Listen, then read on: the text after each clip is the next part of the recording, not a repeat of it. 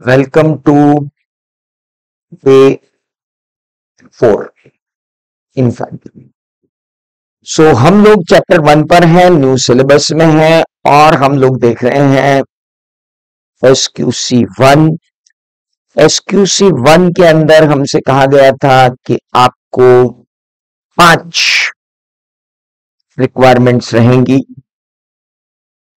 और वो 5 रिक्वायरमेंट थी, एलिमेंट्स थे leadership responsibility, ethical requirements, acceptance and continuance of client relationship relating to specific engagement, human resources, engagement performances and monitoring। अब मैं आप लोगों को बता दूं एक बहुत इंपॉर्टेंट बात। ये जो आज हम करने जा रहे हैं ना, मैक्सिमम टाइम क्वेश्चन इसी पर आए हैं। Maximum time they have asked question on this only. So it is very important right now कि हम इस particular acceptance and continuance of client relationship relating to specific engagement को ध्यान से पढ़ें। अब हमारे मॉड्यूल में तो लैंग्वेज वहां से स्टार्ट नहीं हुई जहां से नॉर्मली स्टार्ट होती है। It started with very different way, but हम लोग तो वैसा ही स्टार्ट करना चाहते हैं जैसा कि SQC में दिया है। SQC1 कहता है firm should establish policies and procedure for acceptance and continuance of client relationship and specific engagement, ताकि उसे एक रीजनेबल एश्योरेंस रहे that it will undertake or continue relationship and engagement only when it is clear that followings are there। मेरे firm में ऐसी policy और ऐसी procedure होना चाहिए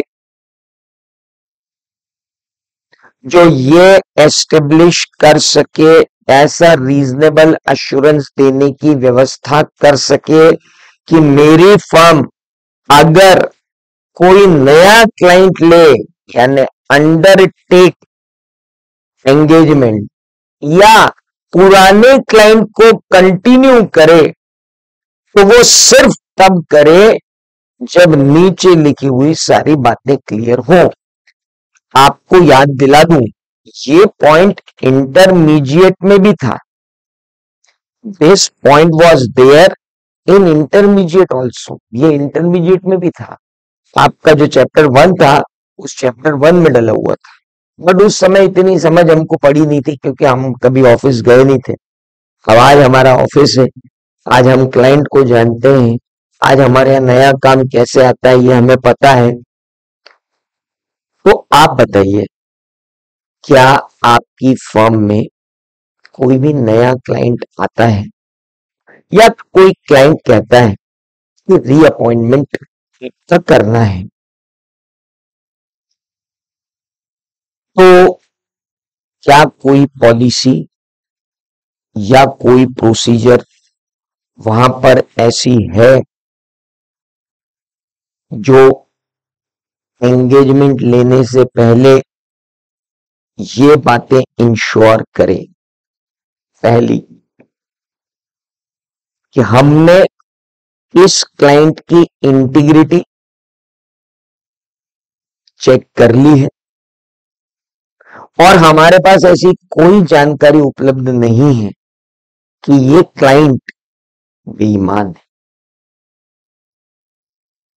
पहली बात जो इंपॉर्टेंट है कि क्या हमने ये कंसीडर कर लिया कि क्लाइंट की इंटीग्रिटी सॉलिड है और ये इंफॉर्मेशन ऑब्टेन कर ली कि भाई कोई मुझे ऐसी इंफॉर्मेशन नहीं मिली इस क्लाइंट के बारे में जो इसकी इंटीग्रिटी पे डाउट कर।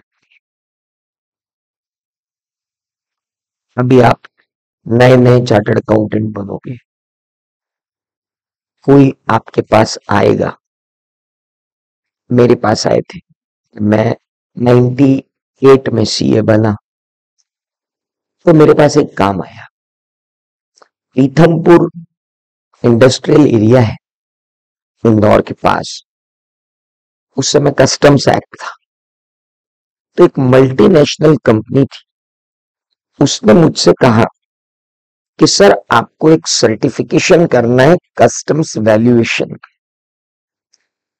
मैंने कहा ठीक है, कर देंगे, अपॉइंटमेंट लेटर भेज दीजिए। उन्होंने अपॉइंटमेंट लेटर भेज दिया।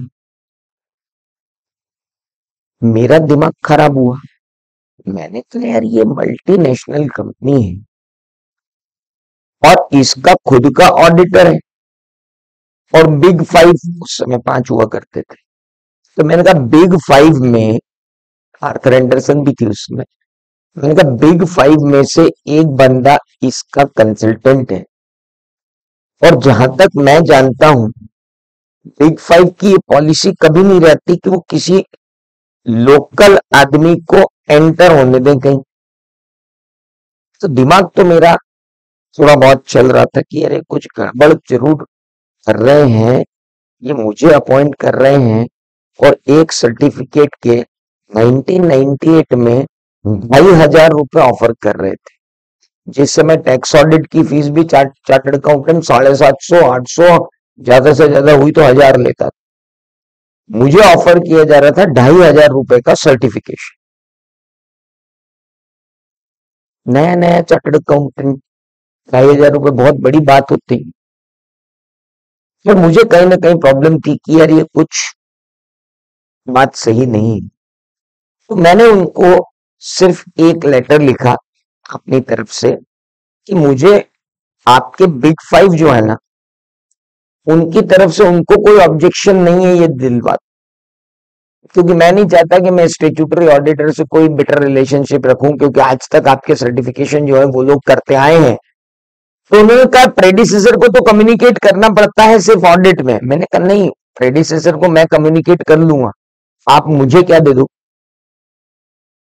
उनका ईमेल एड्रेस और उनका एड्रेस तो मैं उन तक पहुंचा देता हूँ। उस समय ईमेल ईमेल भी इतने नहीं चले थे, बट ठीक है, मैंने कहा आप दे दो, मैं उससे कंफर्मेशन ले लेता हूँ, मैं उनको पहुंचा देता हूँ। उस समय तो रजिस्टर्ड एडी से जाते थे। उसके बाद वो पलट के ही नहीं आए। थोड़े दिन बाद मुझे कहीं से पता चला, जिस सोर्स के थ्रू मुझे वो काम मिल रहा था, तो बोले यार ऐसी मत हुआ, वो काम नहीं किया। डीजीएफटी उस समय एक डिपार्टमेंट हुआ करता था, department of government trade and finance, से कुछ ट्रेड एंड फाइनेंस का कोई था। उसके अंदर कोई स्कैम हुआ, और उस स्कैम में वो कंपनी भी आई, और उस कंपनी ने कस्टम्स की वैल्यूएशन की चोरी भी पकड़ी गई है। लंबा लफड़ा उसका चला। अब आप देखिए, मेरे पास तो ना कोई फॉर्म थी ना कोई पॉलिसी थी, मैं तो नया नया चार्टर अकाउंटेंट बना था, पर मैंने थोड़ा तो दिमाग चलाया ना कि यार ये अपने पास क्यों आ रहा है 2,500 रुपए का सर्टिफिकेट लेके। उस समय मतलब आप ये मान के चलो कि आज आप चार्टर अकाउंटेंट बनो और कोई आदमी आपको बोल दे आके कि 2,50,000 रुपए देता हूँ, ये कस्टम सर्टिफिकेट साइन कर दो, तो आपको भी थोड़ा बहुत का होना चाहिए कि यार ये हो क्या रहा है, क्यों पूछ रहा है। तो आपको पहले कंसीडर करना चाहिए इंटीग्रिटी क्लाइंट, और ये बात का आपके पास पूरा पुख्ता सबूत होना चाहिए कि आपके पास ऐसी कोई जानकारी नहीं है जो इस क्लाइंट को बेईमान प्रूव करती है। दूसरी बात, भाई क्लाइंट की ईमानदारी पे तो कतई शक नहीं है। तो मान लीजिए मेरे पास एक ऐसी कंपनी का ऑडिट आ गया जो क्रिप्टो एक्सचेंज चलाती है। भाई मैंने तो आज तक एक क्रिप्टो नहीं खरीदी, मेरी फर्म के अंदर किसी को क्रिप्टो के बारे में कोई जानकारी नहीं, टैक्सेशन के बारे में लिमिटेड जानकारी है क्रिप्टो की, और ये crypto exchange block chain concept पे चलने वाला, और इसके अंदर ये जो क्रिएट कर रहे हैं क्रिप्टो, इसके लिए कितना वर्क हुआ है और वो वर्क कैसे सर्टिफाई होगा, ये तो मतलब we do not have any exposure of this. क्या मेरी पार्टनरशिप फर्म जिसके 3 पार्टनर, 15 आर्टिकल, मिलकर किसी में भी इतनी कुवत है कि वो इस क्रिप्टो एक्सचेंज के इनकम एक्सपेंडिचर का ऑडिट कर लिया, वैसा नहीं, कॉम्पिटेंट ही नहीं है हमारे एंगेजमेंट टीम के लिए, फर्म में कैपेबिलिटी नहीं है, फर्म में रिसोर्सेस नहीं है, बाहर वाले को एंगेज करना पड़ेगा, बाहर वाले के भरोसे पे काम करके साइन करने का कोई मतलब नहीं है, सर रहने दो, let us don't do this. और क्या मेरे यहाँ ये पॉलिसी है, या मेरे यहाँ क्लाइंट आ जाता है और मैं तो ऑडिट शुरू कर देता हूँ फट से, जैसे ही क्लाइंट आया मिठाई बांटो, क्लाइंट आया नया? नहीं सर, पहले क्लाइंट की इंटीग्रिटी चेक करो, फिर अपनी कॉम्पिटेंस चेक करो, अपनी कैपेबिलिटी चेक करो, अपने रिसोर्सेस चेक करो, और फिर तीसरी चीज चेक करो, क्या अपन उन इथिकल रिक्वायरमेंट्स को जो कल हमने पढ़ी कंप्लाई करने में सक्षम है। इट्स वेरी इंपॉर्टेंट, क्या हम उन इथिकल रिक्वायरमेंट्स को कंप्लाई करने में केपेबल भी हैं? That is very important. So one has to be very clear कि जब तक ये तीन चीजें पूरी नहीं होंगी, भाई साहब मैं हिलने वाला नहीं, I am not going to accept the audit.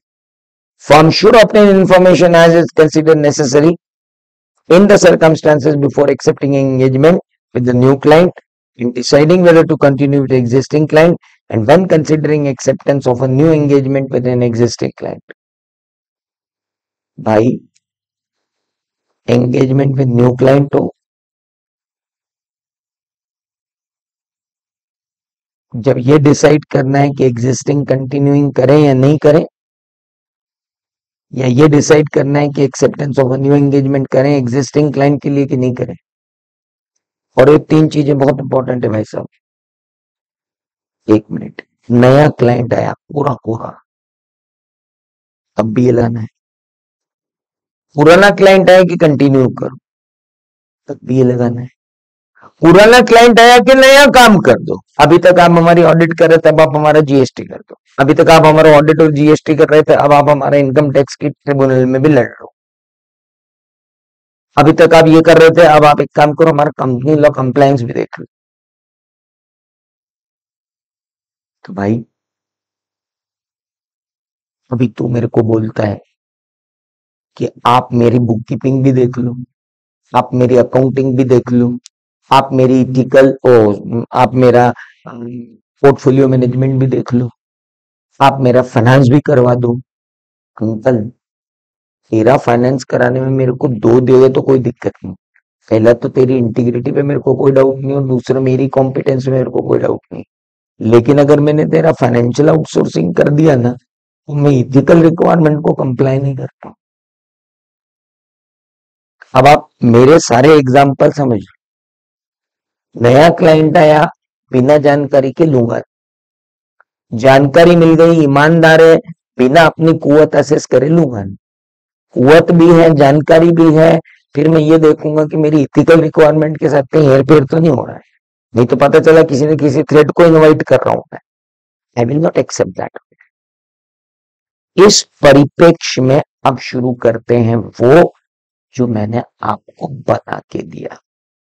So what I have given you, अभी आपके पास नहीं हो तो भी कोई दिक्कत नहीं है, अभी आपके पास है। A firm before accepting an engagement should acquire vital information about client such as to help the firm to decide integrity of client, integrity of promoter, integrity of KMP. Now the things are quite interesting. We are not only taking care of integrity of client, we are also taking care of integrity of promoters, we are also taking care of integrities of KMP. So very simple, we are not only concerned with integrity of client, We are also concerned with integrity of KMP. We are also concerned with integrity of promoter. दूसरा हमको देखना है हमारी competence of firm क्या है, क्या हमारे पास capability है, क्या हमारे पास टाइम है, क्या हमारे पास रिसोर्सेस है। वैसे टाइम रिसोर्सेस में ही आता है, तो capability, competence and resources. Okay, हमारे मॉड्यूल में जो लैंग्वेज लिखी वो ये है, तो एसक्यूसी की लैंग्वेज मैंने आपको दे दी। कंप्लायंस विथ इथिकल रिक्वायरमेंट्स हो रहा है कि नहीं हो रहा है।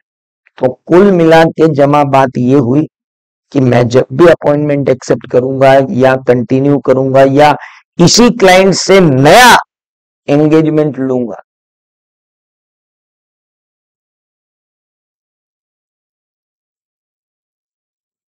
एक्सेप्टेंस करूंगा, कंटिन्यू करूंगा या किसी क्लाइंट का कोई स्पेसिफिक एंगेजमेंट लूंगा, तो मुझे तीन बातें कंफर्म करनी। इंटीग्रिटी उसकी, कॉम्पिटेंस मेरी, और इथिकल रिक्वायरमेंट्स का कंप्लायंस मेरा। ये तीन चीजें क्लियर होंगी तो मैं आगे बढ़ूंगा। क्या आपको इसे अब रटने की जरूरत है? इंटीग्रिटी उसकी, कॉम्पिटेंस मेरा, कंप्लायंस विद इथिकल रिक्वायरमेंट। चलिए, अब अगर फर्म को आइडेंटिफाई होता है कोई भी इशू, चाहे वो इंटीग्रिटी से रिलेटेड है, चाहे वो कॉम्पिटेंस से रिलेटेड है, चाहे वो कंप्लायंस से रिलेटेड, लेकिन अगर फर्म उसको फिर भी एक्सेप्ट कर लेती है तो उसे डॉक्यूमेंट करना पड़ेगा कि उसने इस इशू को कैसे रिजॉल्व किया। मुझे इंटीग्रिटी पे डाउट हुआ कि यार ये मेरे पास क्यों आए। मान लो मैंने एक्सटर्नल कंफर्मेशन मांगी बिग 4 से, बिग 5 से, में से जो भी थे उनसे, कि मैं ये सर्टिफिकेट इशू कर रहा हूं, इसमें आपको कोई प्रॉब्लम तो नहीं है, और वो कहते हैं ना जी हमें कोई प्रॉब्लम नहीं। तो मुझे एक बात क्लियर हो जाती कि they don't have any problem and this is a genuine thing which comes to me. Still I am accepting it, then I should document it that I have communicated with them previously, and they do not have any objection and they do not have any concern about it, so they can accept it. मान लो मेरी firm के पास कोई experience नहीं है, मेरी firm के पास कोई वो नहीं है, लेकिन मेरी एसोसिएट फर्म जो है it has great experience. So engagement team के अंदर मैं बाहर से भी लोगों को अपॉइंट कर सकता हूं, आउटसाइड एक्सपर्ट्स भी अपॉइंट कर सकता हूं, और अगर मैं उस मैटर को एड्रेस कर सकता हूं तो let me accept the audit but documented that yes I have accepted it, I am documenting. कल से कोई ऑब्जेक्शन होता है कि साला तुमने क्रिप्टो एक्सचेंज में आज तक कोई काम नहीं किया, मैं बोलूंगा भाई साहब मेरा एक एसोसिएट है रोहित खंडेलवाल, उनकी क्रिप्टो गब्बर करके एक पूरी साइट है और उन लोगों ने ब्लॉकचेन पे और उस पे सब पे बहुत सारा काम किया हुआ है, and now they will assess me in my engagement, I can accept it, no point, but I need to document, मुझे डॉक्यूमेंट करना पड़ेगा।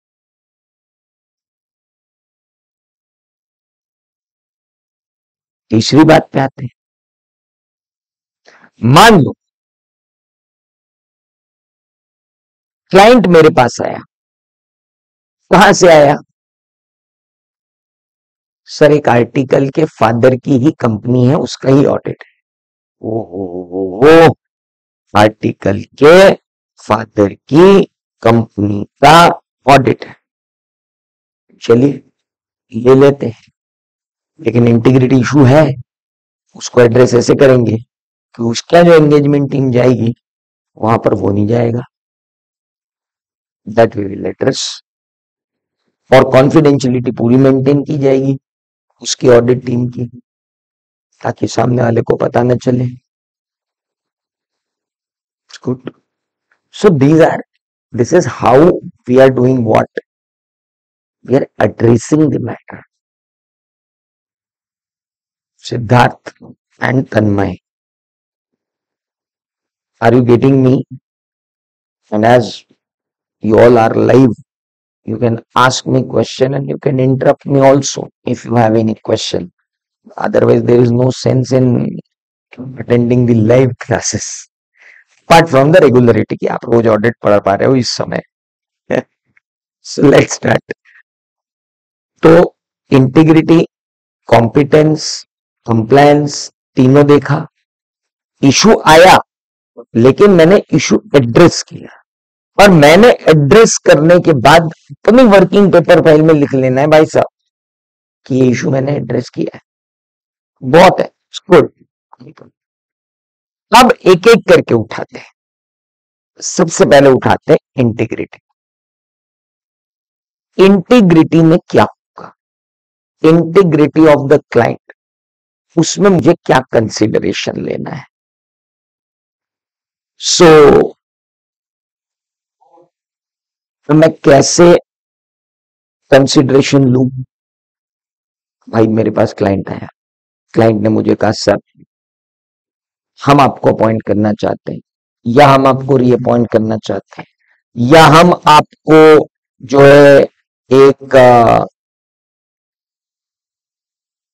हम आपको जो है एक वो जस्ट सम टेक्निकल प्रॉब्लम, कोई बात नहीं, हम आपको एक minute, there is some problem in the virtual camera, just a minute. Yes, just a minute.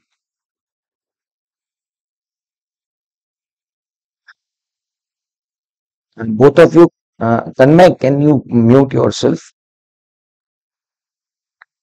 No. हाँ, वो आपके वहां कैमरे से आवाज आ रही थी इसलिए. Tanmay, please mute yourself. Now, important is integrity of the client consider करना है. अब हमारे पास कोई क्लाइंट आया कि साहब हमें नया अपॉइंटमेंट दे दो, या हमारा अपॉइंटमेंट कंटिन्यू कर लो, या हमारे लिए एक नया काम कर दो. सबसे पहले मुझे क्या करना है, नया क्लाइंट है, पहला पॉइंट लगेगा कि मैं आइडेंटिफाई करूंगा कि बिजनेस की रेपुटेशन क्या है, प्रिंसिपल ऑनर की रेपुटेशन क्या है, केएमपी की रेपुटेशन क्या है, रिलेटेड पार्टीज कौन कौन सी हैं इनकी, दोस्त चार्ट विद गवर्नेंस कौन कौन है इनके, प्रिंसिपल ऑनर, की मैनेजरियल पर्सन, रिलेटेड पार्टी, दोस्त चार्ट विद गवर्नेंस, इन सबकी बिजनेस रेपुटेशन मार्केट में क्या है. पता चला कि जो प्रिंसिपल ऑनर हैं उनने उनके जीवन में सिवाय लोगों को टोपी पहनाने के कुछ नहीं किया. ऐसी कोई बैंक नहीं बची जिनमें ये एनपीए ना हुए हों. 2-4 बार अपना दिवालिया इनके खानदान में पिट चुका है. कभी भाई के नाम पे दिवालिया पीट देते हैं, कभी भी चाचा के नाम पे दिवालिया पीट देते हैं, कभी किसी के नाम पे दिवालिया पीट देते हैं. दिवालिया पीटने में इनकी मास्टरी बढ़िया है. फिर इनका काम करके क्या मतलब है, नहीं हो पाएगा. Sorry, fine then. Okay, nature of client business क्या है, बिजनेस के ऑपरेशन क्या है, बिजनेस की प्रैक्टिसेस क्या है. ऐसा तो नहीं कि बिजनेस में इनहेरेंट रिस्क ही ज्यादा हो. प्योरली इनका जो बिजनेस है वो प्योरली कैश में चलता है. फार्मर से सोयाबीन खरीदते हैं, सोयाबीन प्रोसेस करते हैं, सोया ऑयल बनाते हैं और सोयाबीन ऑयल को बेचते हैं, पर इनकी टोटल परचेसेस कैश में ही होती है. There whole purchases is in cash.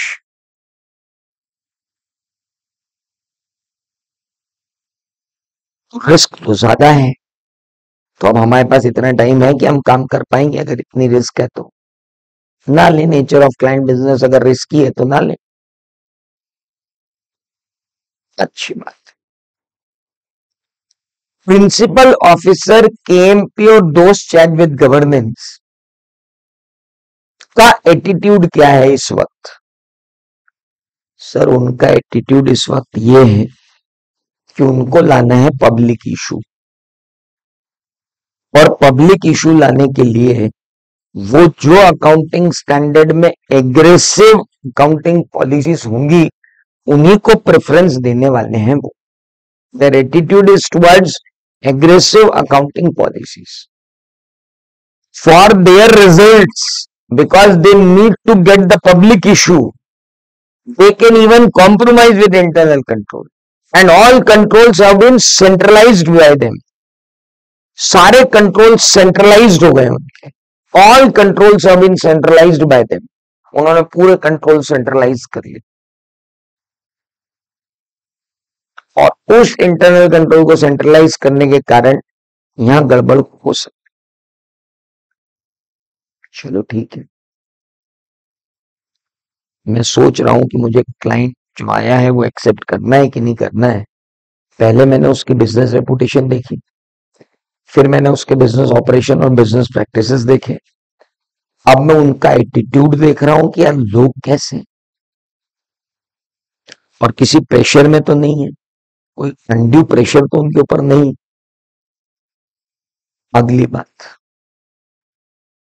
They are aggressive to reduce fee as low as possible. वो कह रहे हैं सर आप तो कम से कम फीस में काम करो। कम से कम फीस में काम करने के दो फायदे, एक तो ऑडिटर खुद ज्यादा दिमाग लगाता नहीं है क्योंकि उसकी फीस कम है, जबकि ऐसा होना नहीं चाहिए, क्योंकि हमारी इंटीग्रिटी और ऑब्जेक्टिविटी तो ये कहती है कि फीस कुछ भी हो, क्वालिटी से कॉम्प्रोमाइज थोड़ी कर सकते हो। लेकिन अगर क्लाइंट इतनी कम फीस दे रहा है जिसके कारण मैं अगर ये ऑडिट करने गया तो मैं चाह के भी अपने रिसोर्सेस को नहीं लगा पाऊंगा, तो मुझे ऑडिट लेना नहीं चाहिए, मुझे असाइनमेंट लेना नहीं चाहिए। अरे टेंडर आता है, ग्राम पंचायत के ऑडिट के लिए निविदाएं आमंत्रित की जाती हैं, टेंडर एक्सेप्ट किए जाते हैं।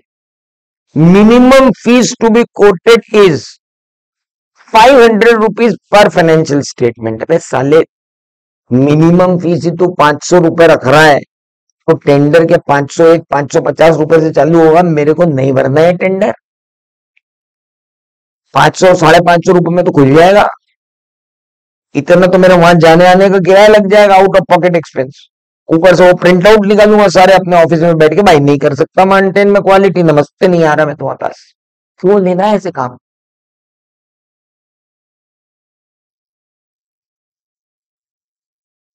यही तो एग्जांपल होता है, client is aggressive to reduce the fees as low as possible. उसने टेंडर में लिख दिया मिनिमम फीस 500, निविदाएं आमंत्रित की जाती हैं चार्टर्ड अकाउंटेंट्स। बेचारे चार्टर्ड अकाउंटेंट 500 रुपए के ऊपर क्या, तो लोएस्ट पे ही जाना है टेंडर। हाँ, मेरे को नहीं लेना था। तो आप क्या समझ रहे हो, मतलब क्लाइंट आएगा और आपके पैरों में गिर के बोलेगा भाई साहब मैं गरीब हूँ, मेरी फीस कम कर दो, फीस कम कर दो, और आप गरीबों को बिल्कुल दया नहीं करोगे, आप निर्दयी सही के उसको बोलोगे कि ना तेरी फीस उतनी नहीं। ये वो बातें नहीं है यार, थोड़ा समझा करो, फाइनल में हो, लेवल बढ़ाओ। क्या नाटक नोटंकी फालतू की क्लाइंट पेड़ में गिड़गिड़ाएगा आपके आके कि भाई साहब मेरी फीस कम कर दो। कुछ नहीं होता ऐसा, रियल लाइफ में आओ, कभी ऑफिस में बैठो तो एग्जाम्पल क्रिएट होंगे, बंद क्लासरूम में एग्जाम्पल नहीं क्रिएट होते। टेंडर देखो आप, इतनी मिनिमम फीस रखी, मुझे नहीं लेना है अपॉइंटमेंट, क्यों लूं मैं अपॉइंटमेंट।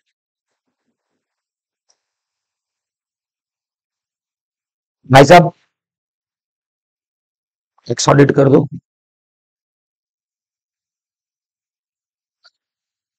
30 अक्टूबर, 30 सितंबर लास्ट डेट थी, 25 सितंबर को एंटर हो रहा हूं आपके ऑफिस। निश्चित रूप से वो आखिरी में इसीलिए आया है कि ज्यादा दिमाग ना लगा के उसकी ज्यादा बुक्स ऑफ अकाउंट्स ना देखें, और वो आपकी ऑडिट प्रोसीजर पर लिमिटेशन लगा सके टाइम की। उसको भी मालूम आखिरी में कितना काम कर लेगा। तो भाई मेरे भी सिद्धांत लगा रखा बाहर, last date of submission of your books in my office 16 August. 16 अगस्त के बाद कोई भी किताबें स्वीकार्य नहीं होगी। लगा दो ना ऑफिस के बाहर, आना हो तो आओ, क्योंकि 16 अगस्त के बाद अगर आप आओगे तो आप इनएप्रोप्रिएट लिमिटेशन लगाओगे मेरे स्कोप पर। टाइम, मेरे स्कोप को मैं कवर भी करना चाहूंगा तो नहीं कर पाऊंगा। चलो ठीक, एक और क्लाइंट आता है।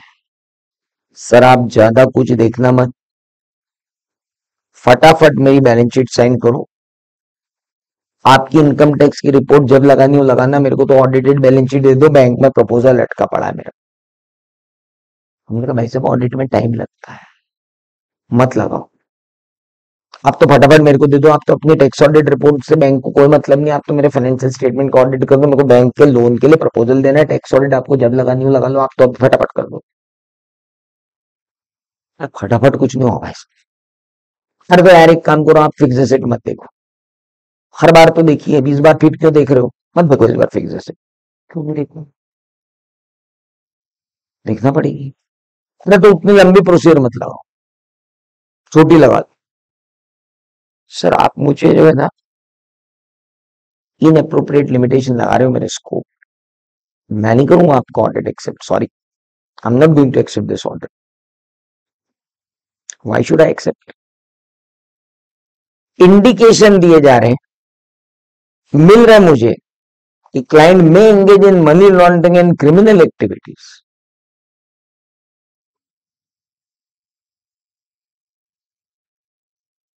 करोड़ों रुपए की एंट्रियां आ रही हैं, जा रही हैं, बैलेंस कंफर्मेशन मिल नहीं रहे। बिल्डर है, बिल्डिंग बन गई, लोगों के एडवांस ले लिए, सारे एडवांसेस दिखा रखे बैलेंस शीट में, लाइबिलिटी साइड में एडवांसेस दिख रहे हैं, और जिस प्रोजेक्ट के नाम पे एडवांसेस लिख रखे हैं वहां तो लोग रहने आ गए।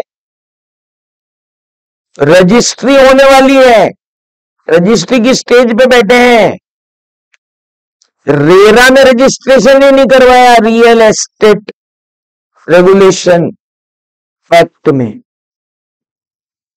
अब जिन जिन स्टेट में रेरा एप्लीकेबल है, कितना बड़ा नॉन कंप्लायंस है ये, क्रिमिनल एक्टिविटी है ये। और आप रेरा में क्यों नहीं गए? क्योंकि आपके प्रोजेक्ट में पैसा लगा होगा नंबर 2 का कहीं का, तो आपने कहा रेरा वेरा के चक्कर से बचो, आपने डायरी पे ही बेच डाली पूरी बिल्डिंग। और अब आप मेरे पास ऑडिट करवाने आए और मैं आपकी बैलेंस शीट में देख रहा हूं एडवांस अगेंस्ट सेल पूरे प्रोजेक्ट की कॉस्ट के बराबर, पूरा एडवांस आ चुका, ऊपर निकल गया एडवांस, सेल हो चुकी, आप सेल नहीं बता रहे हो। ऐसे मिस स्टेटमेंट अगर आप करोगे तो मैं कैसे काम लूंगा? I will not accept this assignment. तो हो सकता है मुझे फाइनेंशियल स्टेटमेंट देख के इंडिकेशन मिल जाए कि मेरा क्लाइंट मनी लॉन्ड्रिंग में अटका हुआ है, मेरा क्लाइंट क्रिमिनल एक्टिविटी में अटका हुआ है। और चलो एक बात बताओ, पिछले साल तक तुम्हारा टैक्स ऑडिट कौन कर रहा था? वो यार पिछले साल तक जो टैक्स ऑडिट है वो हमारे मनीष डफरिया जी कर रहे थे, my friend doing tax audit, expert of taxes. अच्छा, तो उनको छोड़ के आप हमारे पास क्यों पधारे? उन्हें क्यों ये अपॉइंट नहीं किया? कोई तो कारण होगा, वो तो मैं उनसे पूछ लूंगा प्रेडिसेसर को कम्युनिकेट करके, पर आप भी बता दो उनको छोड़ के आप क्यों आए? किसी चार्टर्ड अकाउंटेंट को छोड़कर हमारे पास आने का कोई तो कारण होगा। कौन सा चार्टर्ड अकाउंटेंट पर्सनल हो गया होगा आपसे, तो उसने आपको बहुत ईगो हर्ट कर दिया होगा, आपको उसको 50 काम है यार। तो जिनके से आप आए उनको मैं भी जानता हूं, तो आप उनको छोड़ के आ रहे हो, कोई तो रीजन होगा। अपन किसी डॉक्टर के यहाँ जाते हैं तो डॉक्टर अपने को सबसे पहले पूछता आपने पहले किसको दिखाया? सब उनको दिखाया। तो आप मेरे पास क्यों आए? तो आप कोई रीजन तो दोगे ना कि हम आपके पास क्यों आए। ये मेरी पॉलिसी में होना चाहिए। ऐसा नहीं क्लाइंट आया आया आया चलो मिठाई बांट दो। ओ भाई, पहले क्लाइंट की इंटीग्रिटी चेक कर ले, क्लाइंट की बिजनेस रेपुटेशन देख ले, क्लाइंट का नेचर ऑफ बिजनेस देख ले, क्लाइंट का एटीट्यूड देख ले। क्लाइंट फीस रिड्यूस करवाने जैसे एटीट्यूड तो नहीं रखता है, क्लाइंट इनअप्रोप्रिएट लिमिटेशन तो नहीं दिखा रहा है, क्लाइंट के यहाँ पर तुझे कोई मनी लॉन्ड्रिंग या क्रिमिनल एक्टिविटी तो नहीं दिख रही है। और भैया प्रेडिसेसर को क्यों हटाया तूने? Why previous firm not appointed? Very simple. Sir इनको याद कैसे करें? याद थोड़ी करना है, इमेजिन करना है। साथ और इसको इमेजिन कैसे करें? सिंपल, ये तुम हो, CA Siddharth Maheshwari and company. Siddharth Maheshwari ji proprietor है। इनके पास एक क्लाइंट आया कि सर आप मेरा टैक्स ऑडिट कर दो। भाई सबसे पहले तो इसकी केवाईसी करूंगा मैं। भाई ये है कौन, इसकी रेपुटेशन क्या है, चल तेरा बिजनेस का नेचर बता क्या है, ट्रेड बता क्या है, वो मैं देख लूंगा। अच्छा, तीसरा बात मैं उससे क्या पूछने वाला हूँ, what is my third point which I am going to ask him. पहला पॉइंट नेचर, दूसरा तीसरा, अरे तीसरा पॉइंट मैं इसका क्या देखने वाला हूँ, इसका एटीट्यूड क्या है, ये क्यों हमारे पास काम करवाने के लिए आया है। चौथा, ये कितने एग्रेसिवली जो है हमसे फीस को लो करवा रहा है। एटीट्यूड क्या है अकाउंटिंग स्टैंडर्ड्स की पॉलिसी लगाने के प्रति और बाकी चीजों के प्रति। ये एग्रेसिव तो नहीं है मेरी फीस को कम करने के लिए, ये मेरे स्कोप पे रिस्ट्रिक्शन तो नहीं लगाएगा, undue restriction on my scope तो लगाने को नहीं कह रहा है।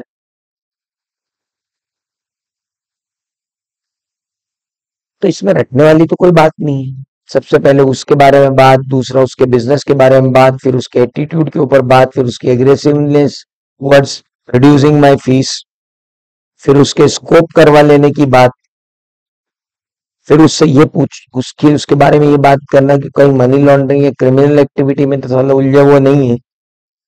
फिर उसके बारे में आखिरी बात कि भाई पिछले वाले को छोड़कर क्यों आया। आप अपने आप को चार्टर्ड अकाउंटेंट मानो और आप अपने क्लाइंट के बारे में इमेजिन करो कि आपका क्लाइंट आके आपसे कहता है तो आप क्या करोगे। आपको रटने की जरूरत नहीं पड़ेगी। भाई तू कौन, भाई तेरा बिजनेस क्या, भाई तुम्हारा एटीट्यूड दिखा रहा है यार कि अकाउंटिंग स्टैंडर्ड और अकाउंटिंग पॉलिसी को एग्रेसिवली लगा रहा है और मेरे पीछे पड़ा हुआ है कि मैं फीस कम कर दूं तेरी, और मैं फीस कम नहीं कर रहा हूं तो बोले चल स्कोप कम कर ले। तो खुद साले क्रिमिनल एक्टिविटी में लगा हुआ और जो प्रेडिसेसर के पास क्यों नहीं गए भाई, मेरे पास क्यों आया। ये वो क्वेश्चन है जो कितनी ही बार एग्जाम में SQC1 के नाम पर मांगा गया है, चाहे आरटीपी हो चाहे कुछ भी। एनओसी तो आएगी ना तन्मय, एनओसी तो आना ही है, प्रेडिसेसर से कम्युनिकेट करेंगे, एनओसी आएगी, उसके बाद आगे काम करेंगे। वो तो कोड ऑफ इथिक्स में दिया है, वो इथिकल रिक्वायरमेंट्स में ही आता है, वो तो आना ही। अब ये तो पहला काम हुआ कि हमने किसको असेस किया, क्लाइंट। अब हमें किसको असेस करना है, हमें। हो सकता है आपको क्वेश्चन आ जाए कि क्रिप्टो एक्सचेंज का ऑडिट आपके पास आया है, आप अपनी फर्म में ऑडिट लेने से पहले क्या क्या असेस करेंगे। तो सर मैं नीचे लिखी हुई चीजें असेस करूंगा। क्या मेरी फर्म के पर्सनल्स को नॉलेज है क्रिप्टो एक्सचेंज का या क्रिप्टो करेंसी का ट्रांजैक्शन का। भाई ना मुझे इंडस्ट्री मालूम है ना मुझे प्रोडक्ट मालूम है, तो फिर रहने दो, मत लो। अच्छा, दूसरी, क्या फर्म के पर्सनल के पास एक्सपीरियंस है इंडस्ट्री का, रेगुलेटरी या रिपोर्टिंग रिक्वायरमेंट का, या ability to gain skill and knowledge का? एक्सपीरियंस है, मुझसे बोला ना किसी के पास एक्सपीरियंस नहीं है। अच्छा, तो क्या ये कॉम्प्लेक्स ट्रांजेक्शन वाली एंटिटी है जिसके अंदर रेगुलेशंस भी बहुत सारे होंगे और रिपोर्टिंग रिक्वायरमेंट भी बहुत सारी होंगी? जी सर।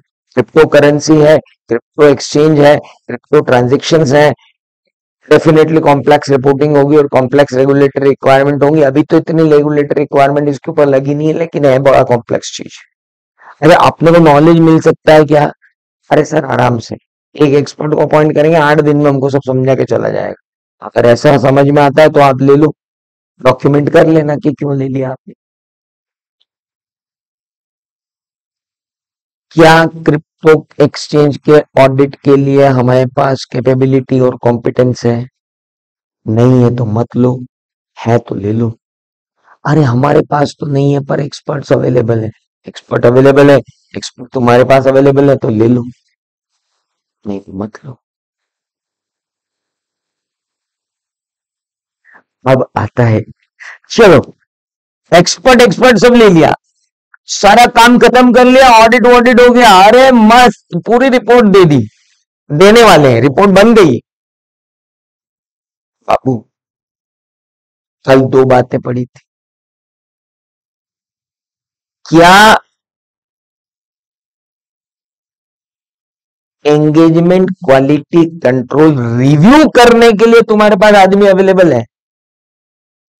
बड़ी मुश्किल से तो ऑडिट करने के लिए आदमी अवेलेबल हुआ, उसी से रिव्यू करवा ले तो अंकल उससे रिव्यू नहीं होता, रिव्यू करने के लिए अलग आदमी चाहिए। क्या बातें कर रहे हो यार तुम? अगर तुम्हारे पास engagement quality control reviewer firm में नहीं है तो फर्म से बाहर ढूंढो, फर्म से बाहर भी नहीं मिलेगा, इस देश में ही नहीं है कोई ऐसा जो हमको इसके ऊपर जानकारी दे दे। तो मत ले, ऑडिट क्यों कर रहा है भाई? क्यों सीआर ही नहीं हो पाएगा तो ऑडिट करके क्या करेगा दादा? ईक्यू सीआर तो करवा, बिना ईक्यू सीआर करे कैसे ऑडिट हो जाएगा यार? रिव्यू कौन करेगा तेरे काम को? तेरे काम को जब तक रिव्यू ना करे तब तक तू साइन करके बाहर मत निकालना। बाबा बोलता एसक्यूसी, कहाँ आ रहा तू? ईक्यू सीआर अवेलेबल नहीं तेरे पास?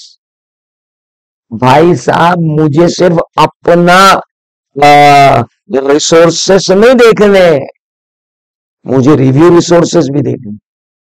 मुझे सिर्फ ऑडिटिंग रिसोर्सेस नहीं देखने, मुझे रिव्यू करने वाले के भी रिसोर्सेस देखने हैं। बहुत इंपॉर्टेंट पॉइंट है। अगर आपके पास EQCR करने वाला बंदा नहीं है तो आप ऑडिट एक्सेप्ट ना करिए। ऑडिट क्या, कोई भी एंगेजमेंट।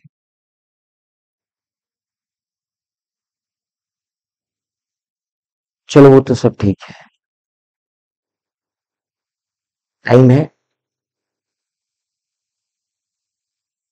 रिपोर्टिंग डेडलाइन से पहले हम एबल रहेंगे कि हम ये बिजनेस को प्रॉपरली लेके आ पाएंगे? Would the firm be able to complete the engagement within reporting deadline? कर सकते हो तो ले लो, नहीं कर सकते हो तो जाने दो, क्यों परेशान हो रहे हो? क्लाइंट आया है तो लेना ही है, ये तो जरूरी नहीं।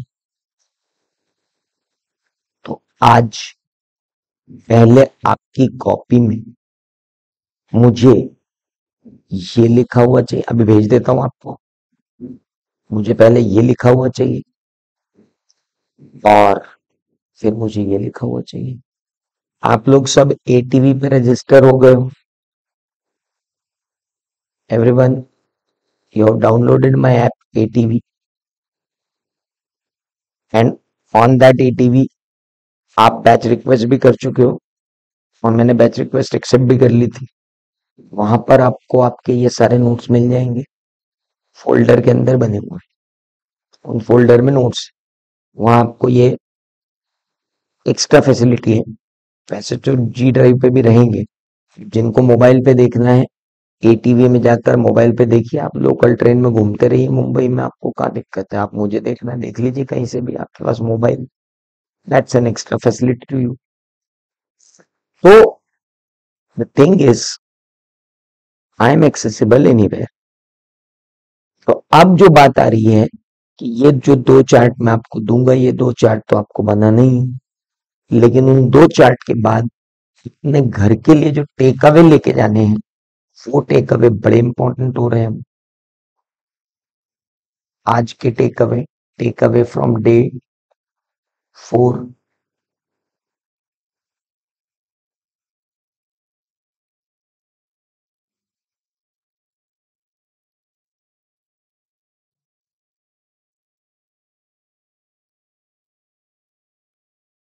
continuance of old client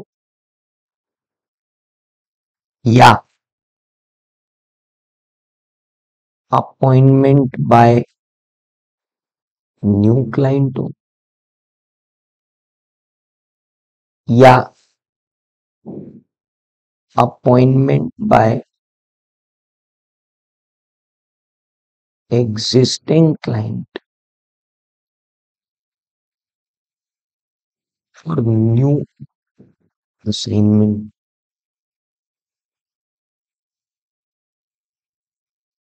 तीन फैक्टर्स तो कंसीडर करना ही पड़ेंगे।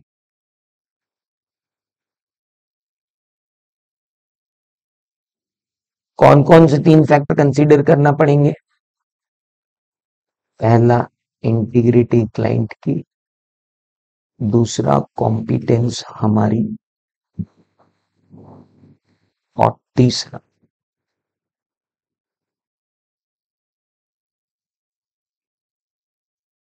तीसरा क्या है? पहला तो इंटीग्रिटी हो गया, दूसरा कॉम्पिटेंस हो गया, व्हाट इज थर्ड? लाइव में बैठे हो, कुछ तो बोलो, थोड़ी मेहनत तो करनी, बोलो जल्दी से चैट पे तीसरा क्या? मिटा दिया मैंने। बताओ व्हाट इज थर्ड? क्या हुआ, जवाब नहीं आ रहा है?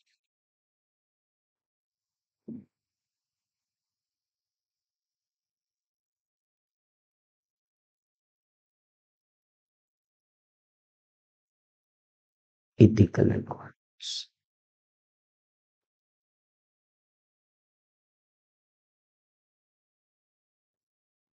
सो इंटीग्रिटी, कॉम्पिटेंस, इथिकल रिक्वायरमेंट्स, ये तीनों तो मुझे यहां भी कंसिडर करना है, तीनों में। ये तो एक बात होगी। दूसरा टेक अवे कि मैं क्लाइंट की इंटीग्रिटी चेक करने के लिए क्या देखूं?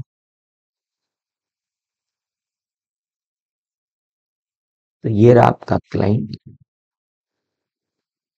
ये रही उसकी रेपुटेशन, ये रहा उसका knowledge of business,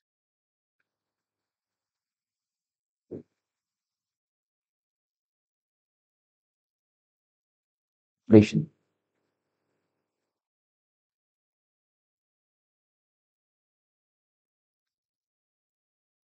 knowledge of business and operation देखने के बाद, रेपुटेशन देखने के बाद, knowledge of business and operation देखने के बाद, हमने और क्या क्या देखा? What else we have seen? उसका एटीट्यूड, किसके लिए एटीट्यूड? अकाउंटिंग और इंटरनल कंट्रोल के लिए। फिर हमने क्या देखा? उसकी एग्रेसिवनेस, क्यों देखी? लो फी करने के लिए।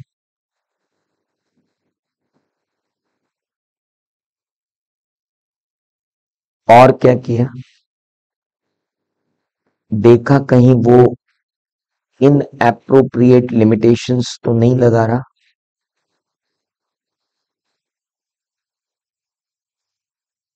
और क्या देखा?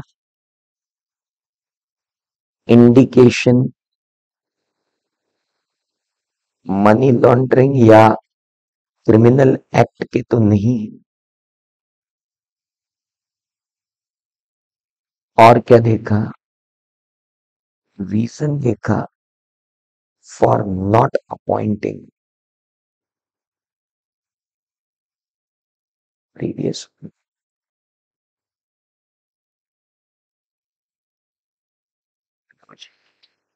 यही यही क्लियर हो गया। अभी आपको कौन सा इसको रटने की जरूरत है, this is all well with in your brain, settled with all examples. जो क्वेश्चन आते हैं वो इसी टाइप के आते हैं। मैं आपको एग्जांपल देता हूं एसक्यूसी के क्वेश्चंस का। एसक्यूसी पर एक क्वेश्चन आया था, just a minute,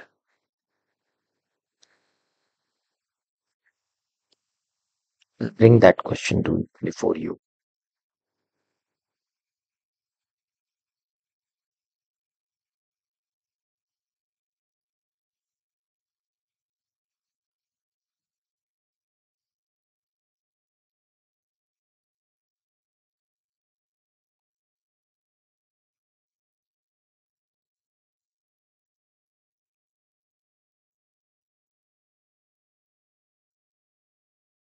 just I am giving you that question.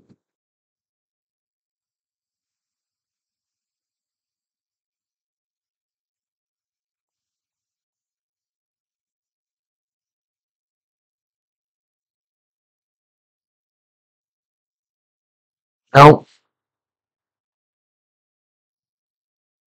Question मैंने आपको भेजा था, और कोई बात नहीं।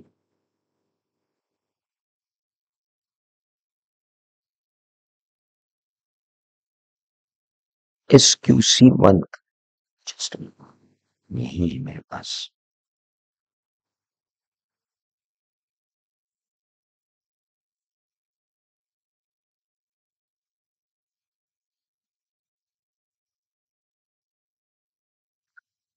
ये see this, BSS and Associate is a partnership firm of chartered accountant which was established 5 years back. The firm was offering only advisory services at the beginning. However, after the audit rotation and advent of GST, firm seeks a lot of potential in this area. Also started looking for opportunities in this area. These services being assurance in nature, the firm required some internal restructuring and set up some policies and procedure for compliance year on year.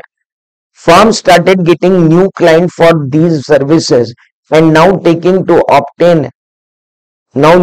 obtain such information as it considered necessary in circumstances before accepting an engagement with the new client. When deciding whether to continue an existing engagement and when considering acceptance of new engagement with existing client. Where issues have been identified and firm decided to accept the continue the client relationship or specific engagement, it had been setting up a process to document how the issues were resolved. The firm is now looking to work with only select clients which are in line with the policies of the firm. Firm understand the extent of knowledge it will have regarding the integrity of the client will grow within the context of ongoing relationship with the client. With regard to the integrity of client, you are required to give some examples of the matter be considered by the firm at the time of SQC. या नवंबर 19 new syllabus के exam में question था।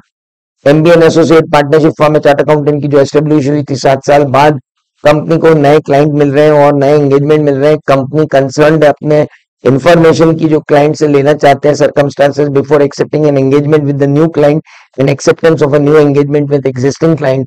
Firm looking to work with only select client and quality control standard. उनको बताओ कि उन्हें client select करने से पहले इंटीग्रिटी कैसे चेक करनी चाहिए। भाई साहब आज जितना पढ़ा पहला वाला पार्ट वो एज इट इज देना है।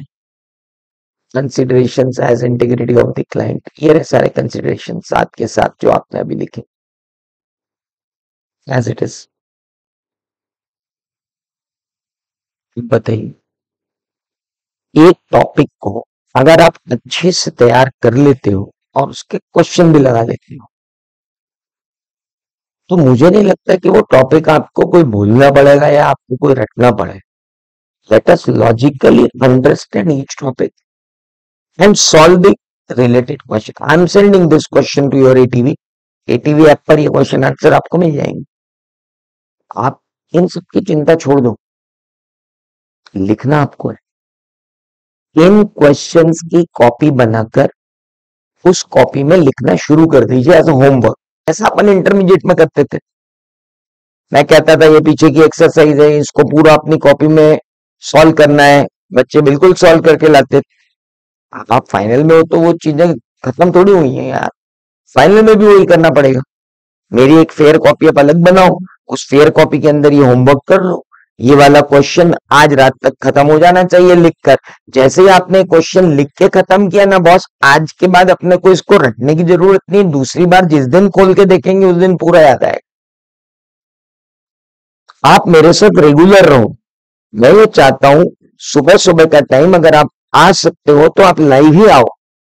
आप रेगुलर रहोगे रादर देन कि आप मेरी रिकॉर्डिंग देख। और अगर आप रिकॉर्डिंग देख रहे हो रोज रात को बैठकर, तो भाई आप रोज रात को भी रेगुलर रहो कि फिर पूरा क्वेश्चन करके ही सो या सुबह उठकर लिखो। मुझे क्वेश्चन लिखा हुआ चाहिए जो कंसेप्ट मैंने पढ़ाया उस पे। अब ये दोनों क्वेश्चन खत्म हो गए जिनके अंदर हम बात कर रहे थे। नाउ इसके अलावा भी बहुत सारे क्वेश्चन आएंगे, लेकिन जितने इंटीग्रिटी वाले क्वेश्चन हो गए वो तो सब निपट गए ना। अब 4-5 बार आए इंटीग्रिटी वाले क्वेश्चन, तो जो इंटीग्रिटी वाले क्वेश्चन आए हैं वो तो खत्म हो गए। अब अपने जो क्लाइंट इंडिपेंडेंस वाले आएंगे वे अपन लेंगे and we will talk about that. तो होप कि आपको ये चीज समझ में आई होगी। अब बहुत सिंपल है कि हम कल इस एसक्यूसी को लगभग खत्म कर देंगे। कल एसक्यूसी खत्म होते ही बाकी के सारे क्वेश्चन भी इसके हो जाएंगे, यानी परसों तक एसक्यूसी खत्म हो जाएगा। उसके बाद ऐसे 220 में एज सच कुछ अलग से नहीं बचता, उसको हम कंसीडर कर लेंगे। Will do that also. I don't think उसमें कहीं कोई बहुत बड़ी प्रॉब्लम आने वाली once SQC established. Thank you very much. आज के लिए बाकी की बातें करते हैं